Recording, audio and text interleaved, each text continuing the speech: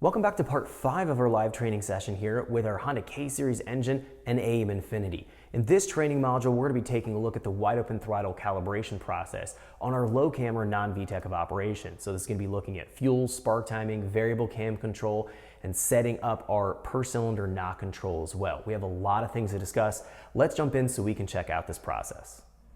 Welcome back to our live training session here. We're on day 2 of our filming, and we're going to take a look at our cold start and warm-up enrichment tuning here, since we've dialed everything on a warm idle. So we know when the engine was warmed up, we know the fuel and airflow model was nailed down, we have repeatable air fuel at idle, that closed loop correction wasn't making much of any of adjustment.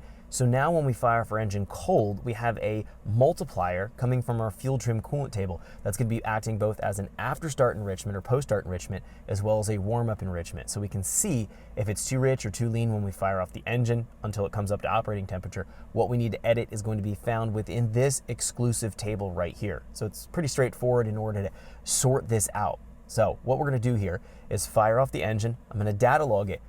We'll let it come up to operating temperature. We'll come back in here and we'll play it back and look at what changes will need to be made into the calibration file based on our logged data, what it's showing us in terms of the closed loop correction, in terms of what the air fuel against the target air fuel is showing. So a lot of things to consider here.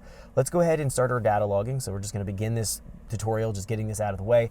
Then we're going to be moving into doing wide open throttle tuning here on our low cam of operation. But again, I can take a look at this right now because I've already validated my air and fuel model on a warm engine on low cam. So this is something now we can jump into. Again, you have to make sure that this is sitting overnight. So I've let this sit for probably about 18 hours, 20 hours here from the last time we were filming it. So this should be good to go in terms of the engine's fully cooled down. We can see coolant temperature 76 degrees, air temperature 68 degrees. So obviously we know the engine's cooled down. It's sat here overnight. This will be allowing us to, again, review this specific situation.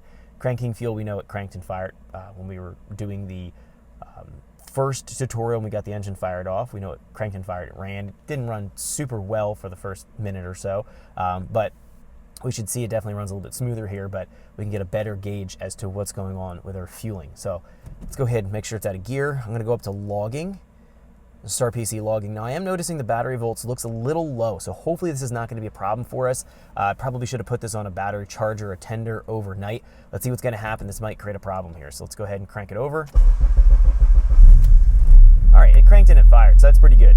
So looking here, just kind of narrating what we see here, the Lambda 1 sensor is not online yet. That X-Series wideband that we have tied under the AEM net takes about 20-30 seconds for it to broadcast the air fuel reading, and there we go, now it came online. So as a result, we're seeing the injector 1 Lambda feedback is taking away 20%. We are matching our target. What this tells me is that I need to go in and directly edit and update our fuel trim coolant table, because we'd like to see that our Lambda feedback is no more than plus or minus 5%.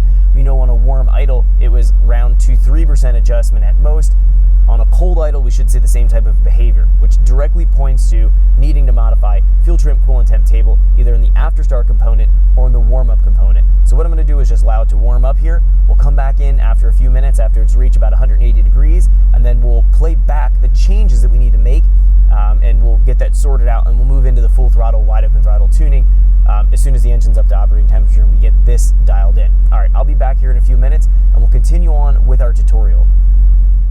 All right, so I've captured that data log. Let's go in and take a look at what the data is showing us and what adjustments we need to make to our fuel trim coolant table.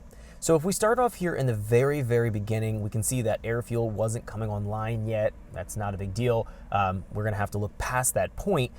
We're gonna lose probably the first about 10-15 seconds. We can see right here that wideband, where I might put my cursor at, that wideband comes on online right about here, and it's showing us that we should be targeting a 13.8 air fuel, and we're getting 11.4 air fuel. And it's starting to kick into the Lambda feedback and starting to take some of that fueling out. We can see where the position's at right here in the table. We're at about that 15-20 second marker. If I go a little bit past this, we're gonna find right about in here, if we just get the cursor, we can see we're right at that position, roughly 68 degrees, coolant temp's 80. So we're between 68 and 104 in these breakpoints. It's taking out almost 20% fueling, and we're finding that we're pretty much hitting the target. So right here, we're matching the target, but we'll find that we're taking out almost 20%. What that's gonna tell me is that I probably need to pretty much zero out my area right here And then I'm going to go here from 5 seconds to 20 seconds and do H. I'm going to interpolate that. I'm going to start to dissipate the fuel away. Thanks for checking out our teaser clip. If you want to see the rest of this video and more than 500 hours of current EFI training we have to offer, make sure you click right here. If you want to go and check out more teaser clips from this training course, click here. And you don't want to miss any of the videos we're going to be releasing on this channel, so make sure you subscribe and click here. Thanks for watching, and I'll see you guys later.